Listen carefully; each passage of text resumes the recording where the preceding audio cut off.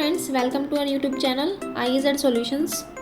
आज की वीडियो का टॉपिक है BPC 3, जिसका सब्जेक्ट टाइटल है research methods in psychology.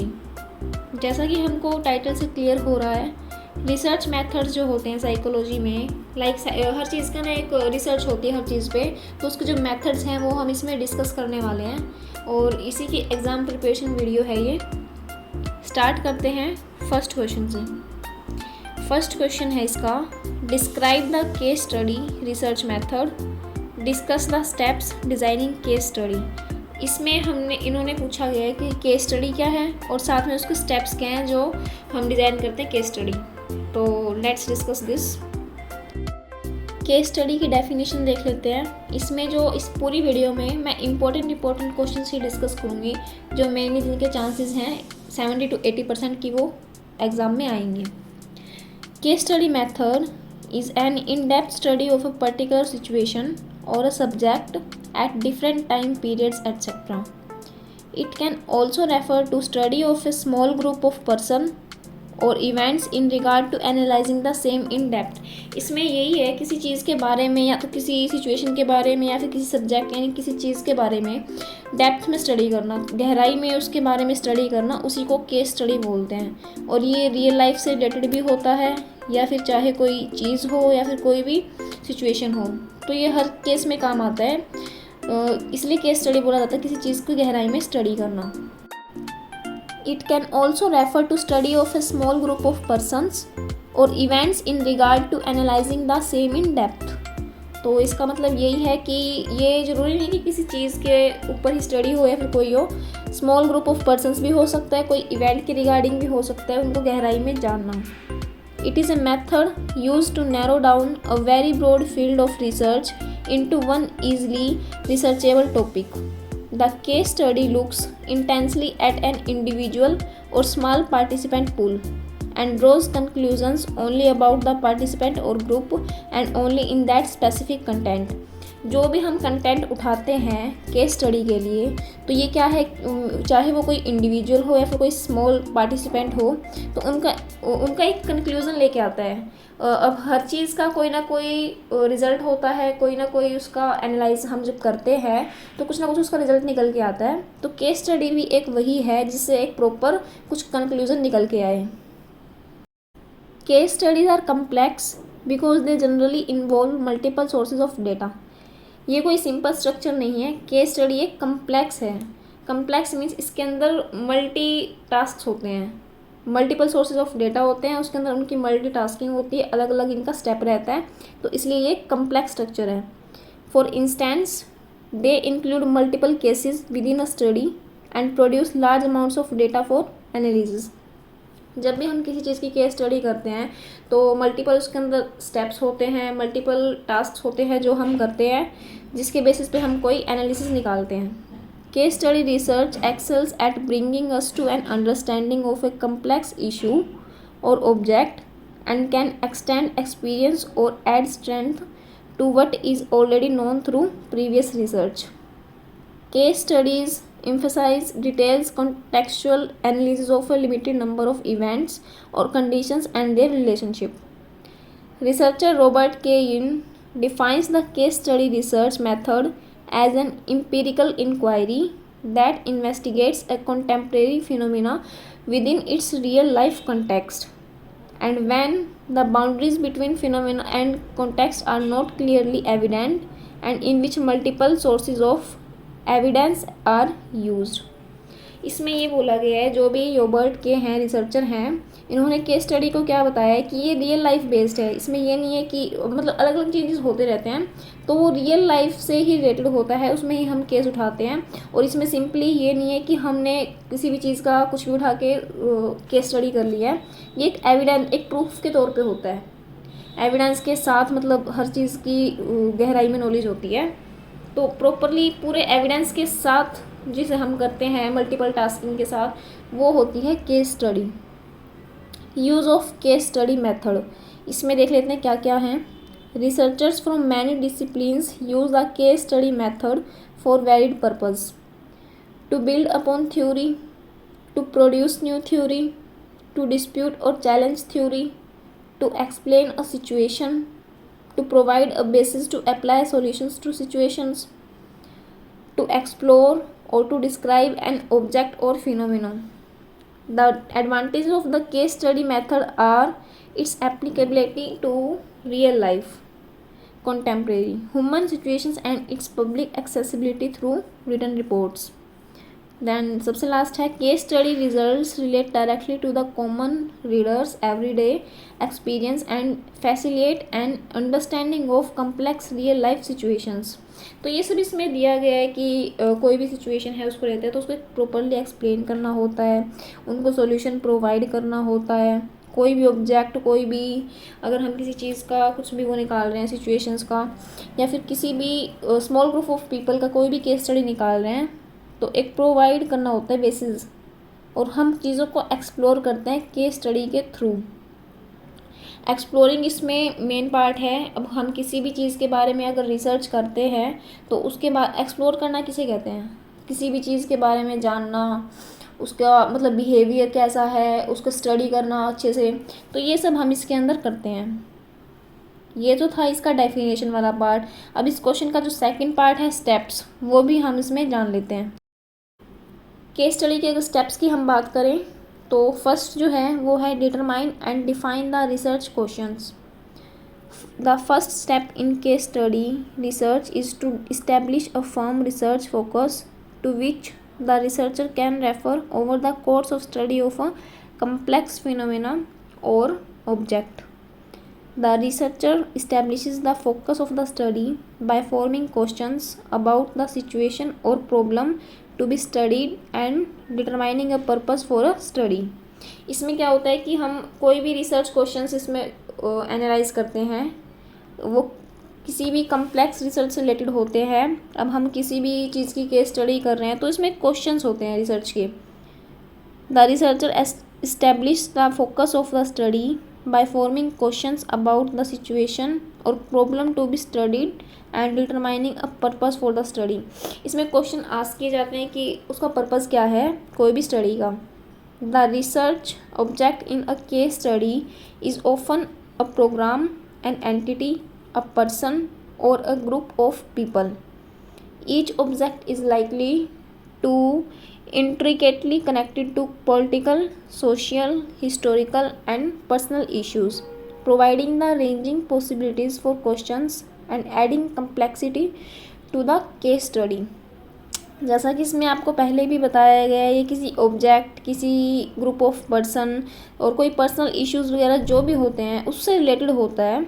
The researcher investigates the object of the case study in depth using a variety of data, gathering methods to produce evidence that leads to understanding of the case and answer the research questions.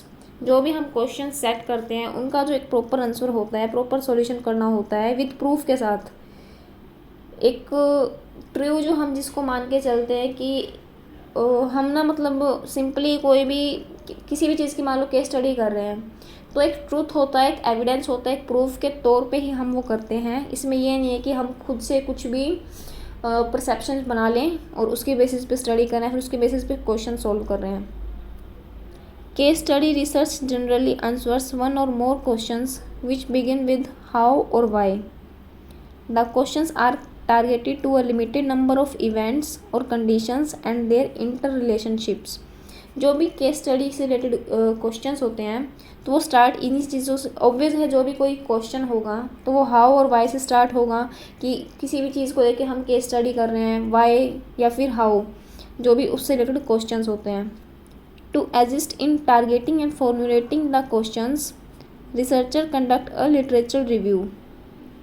This review establishes what researcher has been previously conducted and leads to refine insightful questions about the problem. Careful definition of the questions at the start pinpoints where to look for evidence and helps determine the methods of analyzing to be used in the study. The literature review, definition of the purpose of the case study and early determination of the potential audience for the final report guide how the study will be designed, conducted and publicly reported.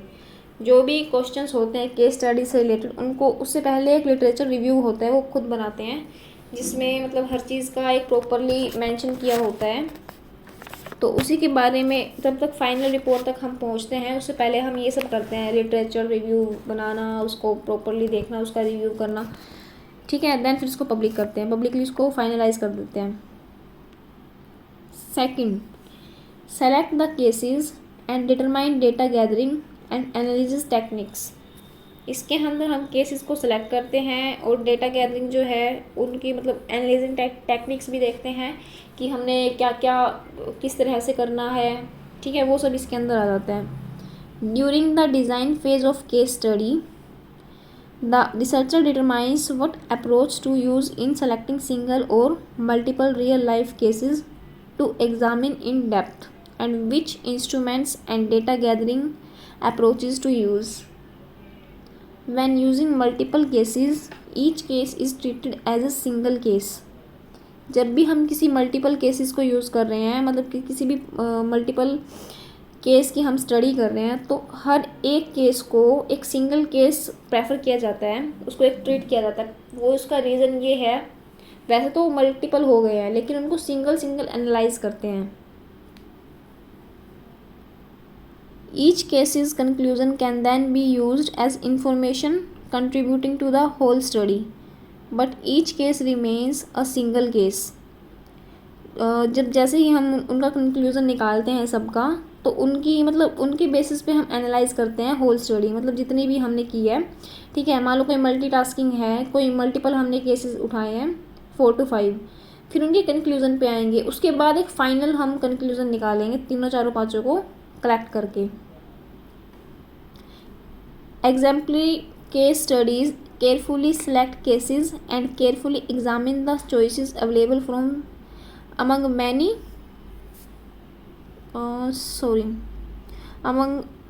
research tools available in order to increase the validity of the study.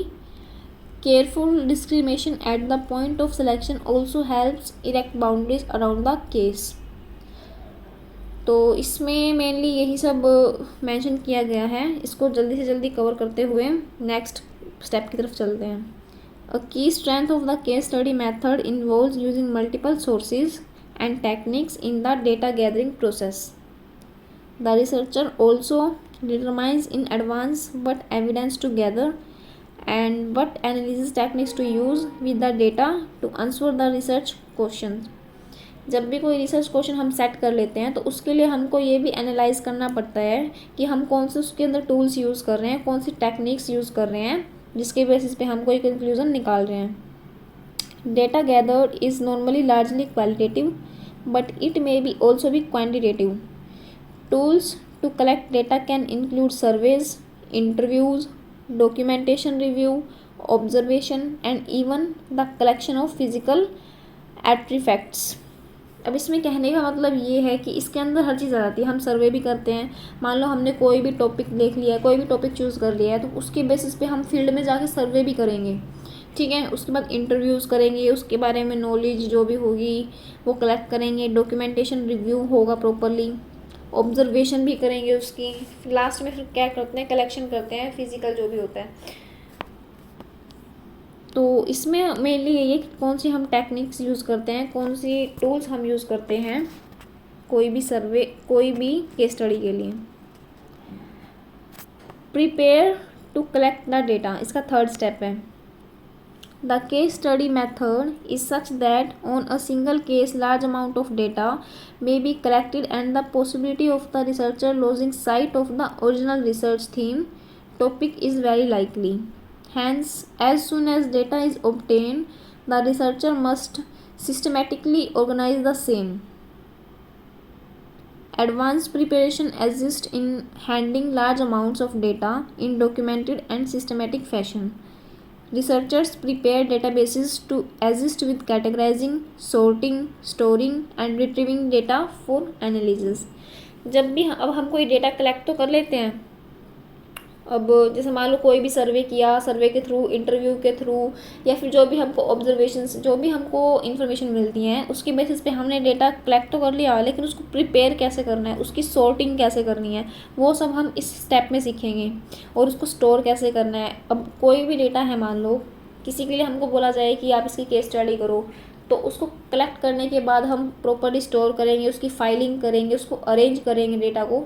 तो ये सब इसमें एक presentation का भी part इसको हम बोल सकते हैं। ये प्रेजेंटेशन की कला होती है, एक आर्ट है ये। It is important to train the investigators in how to do case study. Clear protocols should be established and procedure for collecting the data should be spelled out much before the investigation starts. It is also ideal to have a pilot study taken up before the final study is launched. During the training of investigators, it is important to cover the basic concepts of the study, the various terminologies that have been used, the tools that are used for data collection, the processes as to how to follow up, how to conduct the interviews and observations, and the various techniques that have to be applied in the study. कुछ भी report हम finalise करने से पहले properly हम उसमें देखेंगे, एक पायलट स्टडी करेंगे। कहने का मतलब है कि उससे पहले हम एक अभी तो हमने जैसे रफ सा डेटा बनाया है, बट उसको फाइनलाइज करने के लिए हमको दोबारा से देखना पड़ेगा, उसका रिव्यू करना पड़ेगा, उसके बाद ही हम कुछ फाइनलाइज कर पाएंगे। तो इसमें यही प्रोसेस इसमें किया गया है कि पहले हमने डेटा कलेक्ट कर लिया, उसके बाद उसको प्रिपेयर कर रहे हैं, उसी के अकॉर्डिंग ऑर्डर वाइज लगा रहे हैं। Next point, collect data in the field. Field से भी हम जैसे डेटा कलेक्ट करते हैं तो उसका प्रोसेस देख लेते हैं। As the data are being collected they have to be stored systematically. Obvious है, अगर हम कोई डेटा कलेक्ट कर लेते हैं तो मेक श्योर कि हम उसको स्टोर कर रहे हैं सिस्टमेटिकली। अब उसमें ये नहीं है कि हमने डेटा प्रॉपरली मतलब फील्ड से या फिर कहीं से भी हमने कलेक्ट तो कर लिया, बट उसका जो स्टेप वाइज हमने नहीं किया, आगे पीछे कर दिया। तो एक हर चीज़ का स्टेप होता है, स्टेप वाइज हम इसको सिस्टमेटिकली ऑर्डर में लगाएंगे। The researcher will get multiple sources of evidence which have to be so arranged that the same can throw light on the research problem that is being investigated. मतलब इतने proper तरीके से वो लगाया जाए ना कि उसमें एक तरह से दिखाएं कि हम उसमें जान डाल दें, उसको अपने तरीके से एक बढ़िया मतलब एक प्रेजेंटेशन करें, अच्छे से सॉर्ट करने के बाद उसको स्टोर करें। Case study research is flexible but when changes are made they are documented systematically. वैसे तो ये फ्लेक्सिबल होती है, लेकिन अगर उसके अंदर हमने थोड़ा भी कोई ना कोई चेंज किया है तो मेक श्योर कि डॉक्यूमेंट्स जो हैं वो सिस्टमेटिकली ऑर्डर में हम उसको अरेंज करें। The researcher must use field notes and databases to categorize and reference data so that it is readily available for subsequent reinterpretation. जब भी हम डेटा जो भी हम केस स्टडी करते हैं तो एक चीज़ जो है होती है फील्ड नोट्स। हम फील्ड से कुछ भी डेटा कलेक्ट करते हैं तो हम एक रफ वे में बनाते हैं फील्ड नोट्स। मेक श्योर उसको कैटेगराइज करते हैं फाइनली, मतलब जो भी है कि वो रीडेबल में भी हो, ये नहीं कि हम रफली लिख रहे हैं तो कैसे भी उसको बना दिया, वो चीज़ उसमें ना हो। The researcher using case study method would record testimonies, stories and illustrations which can be used in later reports. They should be aware that as they get exposed to vast amount of information, they may get biased by giving special attention to the subject concerned, etc. They assist in determining whether or not the inquiry needs to be reformulated. हमने data तो बना दिया है, लेकिन उसको इस तरह से मेंटेन करना है कि कल को अगर कोई और भी उसको देखता है तो उसमें उसको क्लियरली समझ आए वो चीज़, जब मतलब एक प्रॉपर अच्छे तरीके से निकल के आए वो सामने ना। उसमें ये नहीं है कि कुछ भी आपने लिख दिया है फिर कुछ भी मेंशन कर दिया है, तो प्रॉपर वे से हमको करना है ताकि कल को अगर कोई और भी देखे तो वो सही सा लगे। 5th पॉइंट है evaluate and analyse the data. अब हमने डेटा कलेक्ट भी कर लिया, प्रिपेयर भी कर लिया, मतलब कैसे कलेक्शन करनी है, ठीक है, फील्ड डेटा भी हमने उठा के प्रिपेयर कर लिया है। उसके बाद जो नेक्स्ट है एनालाइजिंग ऑफ डेटा। अब इसमें पढ़ लेते हैं। In this step the researcher having collected the required information examines the raw data using many interpretations in order to find linkages between the research object and the outcomes with reference to the original research questions।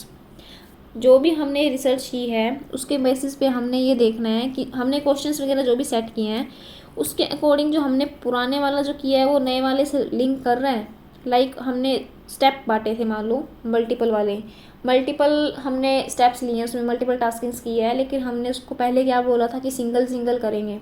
Then उसके बाद हमको single की conclusion निकाल के finally match करना है कि वो लिंक तो कर रहा है ना, कहीं मिसमैच तो नहीं है।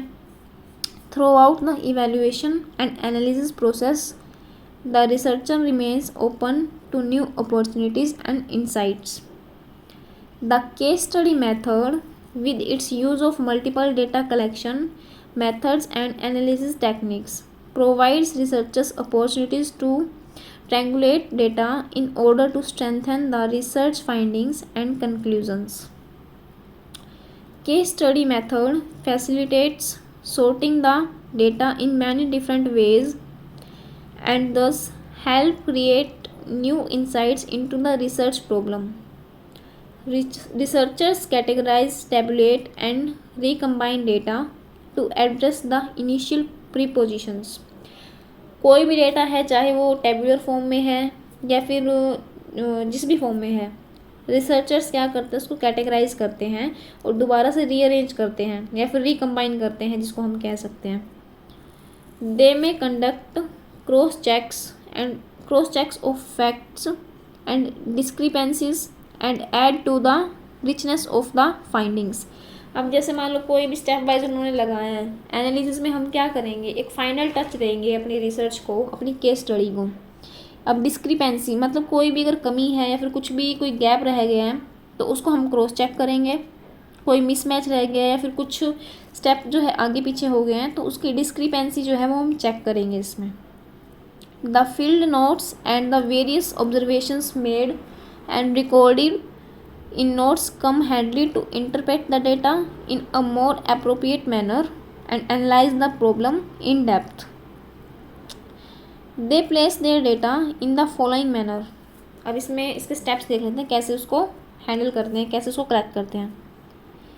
They place information into arrays, create matrices of categories, they work out flowcharts and graph to project their data more realistically. They tabulate the frequencies of the data and the events that had taken place. Even though qualitative data are the main sources of evidence, the researcher also tries to quantify the data.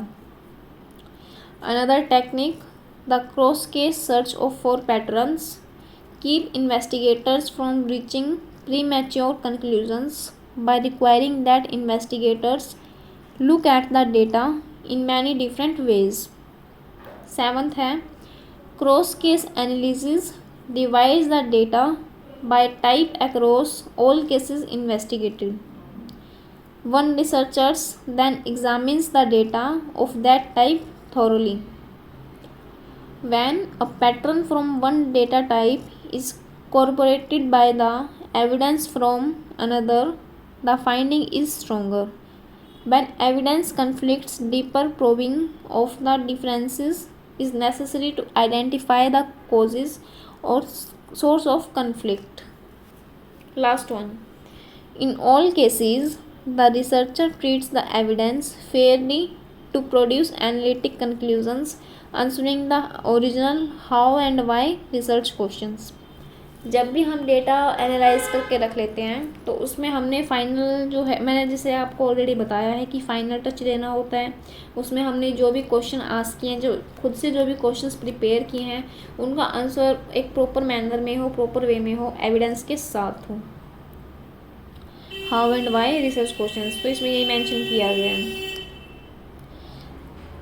Last one है prepare the report. अब हमने data analyse कर लिया, collect करने के बाद prepare करने के बाद एनालाइज कर लिया, सबसे लास्ट में बनेगी उसकी रिपोर्ट। रिपोर्ट में क्या है, the next step is to prepare the report of the data analysed. The researcher makes graphs, flow charts, pie diagrams और present their data over a period of time. They present conflicting evidences clearly and point out the reasons for such conflicting evidence and provide inferences drawn from the same. जब उसने data collect कर लिया है तो उसके बाद वो help लेगा फ्लो चार्ट्स की, पाई डायग्राम्स की, बार डायग्राम्स की, जिसके थ्रू अपने डेटा को, जो भी उसने डेटा एनालाइज किया है, उसको अच्छे से हाईलाइट कर सके, अच्छे से उसको एक्सप्लेन कर सके। तो प्रॉपर जो फाइनल रिपोर्ट है, देखो अब कुछ भी हम केस स्टडी कर रहे हैं या फिर हम अपनी नॉर्मल रूटीन में लेके चलते हैं, हर चीज़ का एक सार होता है। तो एक तरह से हम इसको रिपोर्ट को बोल सकते हैं कि पूरी केस स्टडी का ये एक सार होता है, जिसके अंदर हम with the help of diagrams उसको एनालाइज करके शो करते हैं। अब कोई भी रिपोर्ट, मान लो कोई केस स्टडी कोई पढ़ रहा है, सबसे अगर उसने रिपोर्ट देख ली कि इसका ऐसे ऐसे है, इसका ये सॉल्यूशन है, इसका ये एनालिटिक्स निकल के आया है, तो उसको थोड़ी ज़्यादा हेल्प मिलती है पूरे डेटा को स्टडी करने में। The manner in which the researcher presents the reports makes it easy for head and wanting to know more about the issue concern. The manner in which the data are presented not only kindles the curiosity of the reader but the latter gains confidence in the researcher and his methodology that has been used to provide the information। अब कोई भी data हमने analyse किया है, उसके बाद उसका एक प्रॉपर डैशबोर्ड अगर हम बनाते हैं जिसमें हम मेंशन करते हैं एक एक चीज़ क्लियरली, तो वो एक ज़्यादा हेल्पफुल होता है किसी भी केस स्टडी के बारे में स्टडी करना हो। सो ये था फर्स्ट क्वेश्चन। आई होप आपको ये समझ आया हो। अब हम चलते हैं नेक्स्ट क्वेश्चन की तरफ। नेक्स्ट क्वेश्चन है define interview, discuss the various types of interview. ये भी बहुत इंपॉर्टेंट क्वेश्चन है, इसका सॉल्यूशन देख लेते हैं। फर्स्ट ऑफ ऑल डेफिनेशन देखते हैं इंटरव्यू की। Interview can be broadly defined as a face to face verbal interchange in which there are two persons, that is the researcher और the interviewer and the other is the respondent or the interviewee. The interviewer tries to elicit the needed information on the research topic from the respondent. It appears to be like a conversation, but this conversation is more with a specific purpose. एक तो हमने normally अपनी life में interview सुना है जो हम job के रिगार्डिंग सुनते हैं, ठीक है। उसमें क्या होता है कि हम नॉर्मली जाते हैं अपना रिज्यूमे लेके, अपना CV लेके और इंटरव्यू देते हैं। हमारे सामने इंटरव्यूअर होता है और हम खुद इंटरव्यूवी होते हैं। बट यहाँ पे हम केस स्टडी में अगर बात करें इंटरव्यू की, तो यहाँ पे रिसर्चर है वो इंटरव्यूअर है, यानी वो जो रिसर्चर है वो क्वेश्चंस आस्क करेगा और जो रिस्पोंडेंट है वो है इंटरव्यूवी जो रिस्पॉन्ड करेगा और उसके आंसर करेगा। Interviewer tries to elicit the needed information on the research topic from the respondent. वही बात है इसकी, इंटरव्यू जो क्वेश्चन है वो जो भी इंफॉर्मेशन है रिसर्च के टॉपिक पे वो रिस्पोंडेंट से पूछेगा। It appears to be like a conversation but this conversation is more with a specific purpose. हाँ, ये लगता है कि कन्वर्सेशन है, दोनों आपस में बात कर रहे हैं, बट ये एक मोर स्पेसिफिक है। इसका जो कंक्लूजन है वो निकल के आता है, वो हम रिसर्च पे बात कर रहे हैं officially. In conversation, the roles of the person go on changing. One starts the conversation and the other responds, then the other may take lead and the first one may be a listener, so there may be alterations in roles. हाँ, roles वगैरह change होते रहते हैं। मान लो interviewer ने कोई question पूछा है, बट जैसे रिस्पोंडेंट जो है उसका आंसर दे रहा है, बट क्या होता है कि उसमें हो सकता है कि वो रिस्पोंडेंट भी मतलब वाइस वर्सा उससे पूछने लग जाए, तो चेंज होते रहते हैं लीड रोल जो है इसमें। One starts with the conversation and other responds then the other may take late. अच्छा, ये तो हो चुका। देन फिर है conversation is unplanned whereas interview is clearly thought out and clearly planned. Conversation जो होता है वो तो अनप्लैन्ड ही होता है, ऑब्वियस है। अगर मैं कोई मैं कुछ भी उसका आंसर दे रही हूँ, फिर मैंने कुछ और पूछा, ऐसे करते करते कन्वर्सेशन बन गया। बट इंटरव्यू जो है वो है कि क्लियरली प्लान होता है। कन्वर्सेशन जो होता है उसमें हमें नहीं पता कब कौन सा क्वेश्चन माइंड में आ जाए, तो वो एक अनप्लान्ड होता है और इंटरव्यू प्लान होता है। अब इसमें डिस्क्रिप्शन देख लेते हैं इंटरव्यू का। Some interviews are conducted for gathering information from very important persons to know about their lives, ideas etcetera. This can be used for biographical writing. Other types of interviews are the ones conducted for the purpose of understanding an event that has taken place, such as the suicide of an individual or murder of a person, etc. Here, the person is clear, though the method of interviewing may vary considerably. Other type of interview is to have clear questions in order to understand a person and his or her problem. There is another type of interview between the doctor and the patient. मतलब जैसे जैसे चीज़ें, जैसे जैसे जगह बदलती हैं, वैसे वैसे इंटरव्यू का जो टाइप है वो बदल जाता है। अब जैसे इसमें कोई मर्डर केस है, उसमें अलग होगा कि इंटरव्यू क्वेश्चंस वगैरह जो पुट करेगा वो अलग टाइप के होंगे। अब एक डॉक्टर और पेशेंट के बीच में जो इंटरव्यू है वो अलग टाइप का होगा, क्वेश्चंस भी अलग होंगे। तो ये वेरी करता है सिचुएशन के अकॉर्डिंग, पीपल के according. Where the doctor questions the patient in a particular order as to what the symptoms are and how long the person had it, and then based on the interview, which is called case history, is able to come to an understanding of the diagnosis of the patient's problem। तो वही जो मैंने आपको बताया, doctor अगर question करेगा, अगर doctor के इंटरव्यू की हम बात करें तो उसके क्वेश्चंस अलग होंगे। वो सिम्टम की बात करेगा, सिम्टम्स और डायग्नोसिस क्या मतलब देखेगा कि कस्टमर को क्या प्रॉब्लम है, तो ये सब उसका रहेगा। An interview meant for a research study involves a researcher और his investigators interacting on a 1-to-1 level with a respondent who has been selected by the researcher as one of the subjects for the study. The interviewer puts question to the respondent on a particular subject matter and the respondent's replies are noted down verbatim where possible or recorded as an audio report। जो भी interview में questions वगैरह ask किए जाते हैं bye interviewer, तो respondent जो भी स्टेटमेंट देता है, फिर जो भी उसके बारे में इंफॉर्मेशन बताता है, उसको ऑडियो के फॉर्म में भी रिकॉर्ड किया जाता है। An interview can be one to one और it can be one to many. वो 1-to-1 भी हो सकता है अकेले में, और हो सकता है कि 3-4 इंटरव्यूअर बैठे हों या फिर 3-4 रिस्पोंडेंट्स बैठे हों, मतलब एक ग्रुप का हो सकता है। Answers to the questions posed during an interview can be recorded by writing them either during the interview itself or immediately after the interview, or by tape recording the responses, or by a combination of both. Interviews can be conducted with varying degree of flexibility, that is high and low degree of flexibility. As regards with high flexibility, one can take an example of studying sensitive issues such as teenage pregnancy and abortions. The investigator may use a list of topics rather than fixed questions.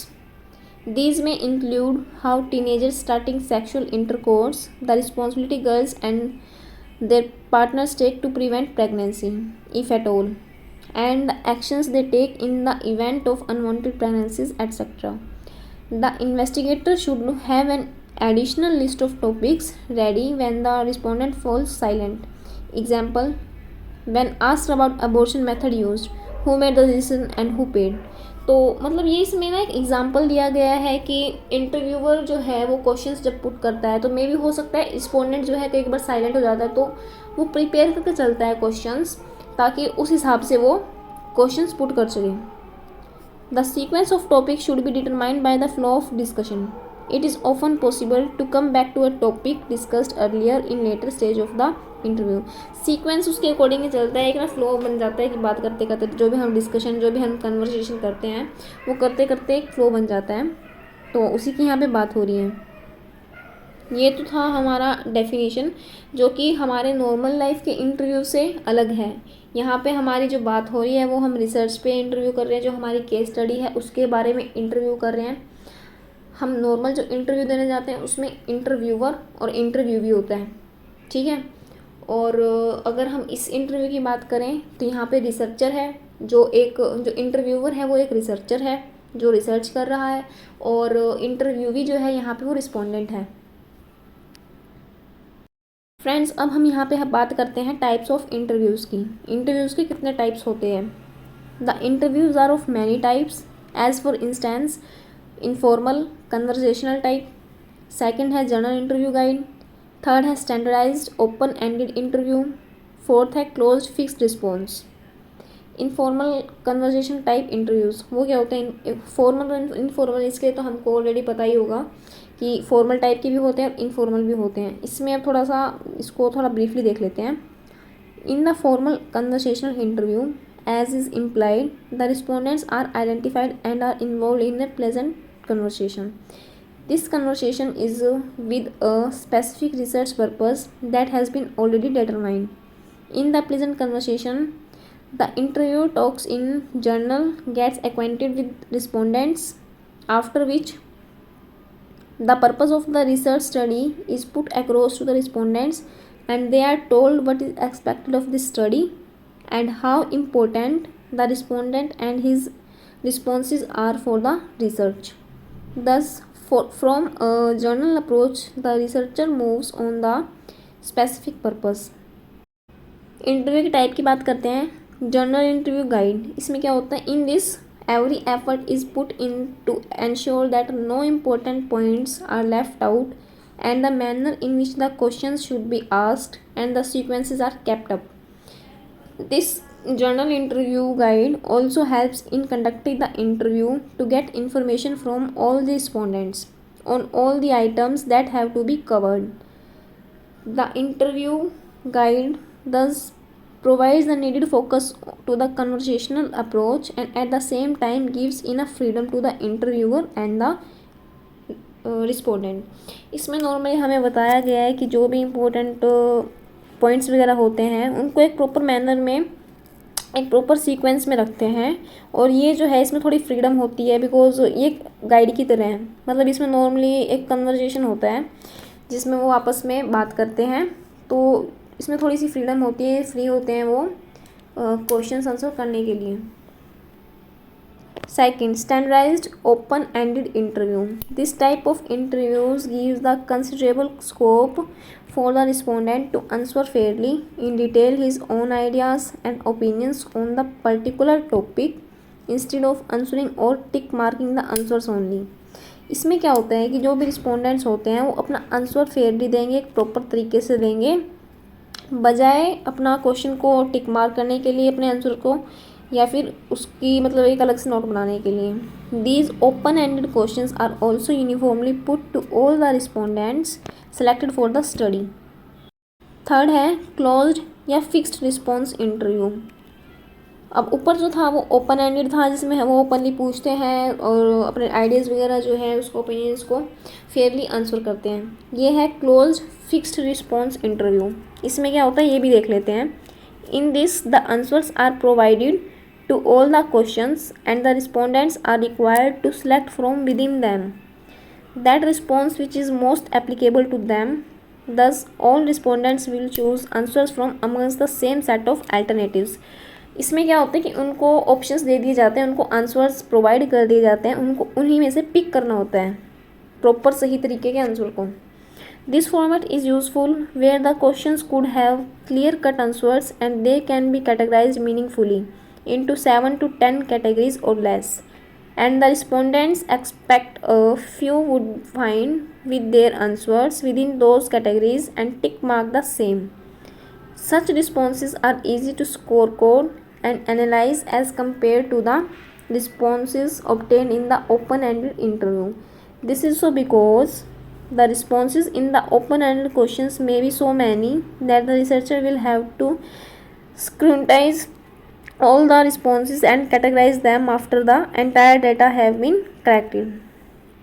अब इसमें क्या है कि open ended से better है ये, इसमें उनको क्वेश्चंस दे दिए जाते हैं जिनको आंसर उनको खुद पिक करना होता है और सीक्वेंस के वाइज वो अपने आंसर्स पिक करते हैं। यहाँ पे इनको एक फ्रीली मतलब एक वो मिल जाती है कि जो भी क्वेश्चंस है वो रिसर्चर को, ये बोथ दोनों के लिए सही है, रिसर्चर के लिए भी और रिस्पोंडेंट के लिए भी। ये बेटर वे है इंटरव्यू का। कौन सा? Closed fixed response interview. उसके बाद नेक्स्ट पे आते हैं फोर्थ पे, टेलीफोन इंटरव्यू। हमने सुना होगा टेलीफोनिक इंटरव्यू जो हम टेलीफोन पे देते हैं, टेलीफोन पे कन्वर्सेशन होता है, तो इसको भी पढ़ लेते हैं। Another type of interview is the telephone interview in which the researcher gathers information rapidly through telephone. Though these interviews do help to establish a kind of rapport with the person at the other end of the telephone, yet many respondents may just refuse to answer and may put down the phone. At the same time, there is a personal touch which can be transmitted to the respondent. Furthermore, the telephone interviews have to be necessarily short as no one would like to answer a large number of questions. ये हम normally होता है कि अगर telephone पे interview हो रहा है उसमें कॉन्फिडेंस भी बनता है। एक तो बंदा सामने फेस टू फेस हो, ठीक है, और एक आप टेलीफोन पे इंटरव्यू दे रहे हो तो उसका थोड़ा फ़र्क पड़ता है, आप उसको कॉन्फिडेंटली आंसर कर पाएंगे। और कई बार क्या होता है कि ये शॉर्ट भी जाता है। अब टेलीफोन पे तो मतलब ज़्यादा क्वेश्चंस पुट करना तो मतलब इतना होता नहीं है, एक फ़ेस टू फेस अलग ही इम्प्रेशन होता है, तो टेलीफोनिक जो है वो थोड़ा कम टाइम में हो जाता है। There are varying points of view regarding the advisability and utility of using the telephone to conduct research interviews. The potential benefits associated with using telephone interviews as a mechanism of data collection include using economic and human resources efficiently, minimizing disadvantages associated with in-person interviewing, developing positive relationships between researcher and participants, improving quality of data collection. And the potential challenges to telephone interview include maintaining participant involvement, maintaining clear communication, communicating with participants who offer extraneous information, encountering participants with health concerns, and communicating with a third party. तो ये सब इनके varying points हैं। Telephonic interview can be an effective method of data collection when interviews understand the potential benefit as well as challenges. We offer solutions to the identified challenges and make pragmatic recommendations to enhance research success based on the current literature and our research practice. Supportive training for interviewers, effective communication between interviewers and with research participants, and standardized telephone follow-up procedures are needed to ensure successful telephone data collection. We have found our manual of operations to be an effective tool that assists research assistants to meet the requirements for successful telephone interviewing. Interview method में यही है कि interviews जो हैं वो understand करते हैं properly, उनका जो रिकमेंडेशंस होता है, इफ़ेक्टिव कम्युनिकेशन हो पाती है, ठीक है। जहाँ इसके प्लस पॉइंट हैं वहाँ पे इसके माइनस पॉइंट भी ये हैं कि फ़ेस टू फेस बात नहीं हो पाती। फ़ेस टू फेस में हमको इम्प्रेशन थोड़ा अच्छा मिलता है, फेस एक्सप्रेशन भी पता लगते हैं, एक जो बॉडी लैंग्वेज होती है वो भी इन्हांस होके आती है। तो ये सब इसके प्लस पॉइंट हैं। नेगेटिव पॉइंट ये सब मतलब इससे ज़्यादा रहता है, लेकिन टेलीफोनिक भी बेस्ट है आज के टाइम में, क्योंकि आज सब कुछ डिजिटल हो चुका है। गाइज, इस वीडियो में मैंने 2 क्वेश्चंस कवर अप किए हैं, बाकी जो क्वेश्चंस हैं वो मैं नेक्स्ट वीडियो में नेक्स्ट पार्ट में अपलोड कर रही हूँ। तब तक के लिए आप इस वीडियो को लाइक कर दीजिए, चैनल को सब्सक्राइब कर दीजिए और बेल आइकन पे प्रेस कर दीजिए, ताकि इन फ्यूचर आपको जब मैं दूसरी वीडियो अपलोड करूँगी तो उसकी नोटिफिकेशन मिलती रहे, या फिर कोई भी वीडियो मैं इग्नू से रिलेटेड पोस्ट करती हूँ आपको उसकी नोटिफिकेशंस मिलती रहे। Thank you so much for watching.